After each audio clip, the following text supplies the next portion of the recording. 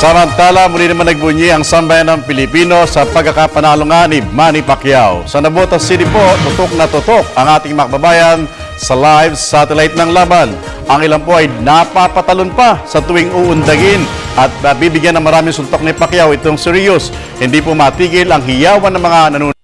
Lamang na nakapupuntos o nakasusuntok ang pambansang kamao sa huli. Tuwang-tuwa po ang mga nanonood matapos i-anunsyo na si Manny Pacquiao ang nanalo.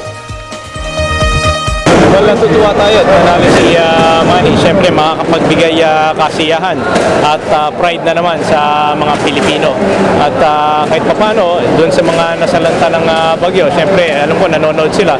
Kahit papano, mapabawasan yung kanilang problema, ma-uplift yung spirits nila. At para kay Manny naman, magkakaroon siya ulit ng kumpiyansa. Dahil pagkatapos ng dalawang talo, ngayon, nanalo ulit siya. So, maganda para sa lahat.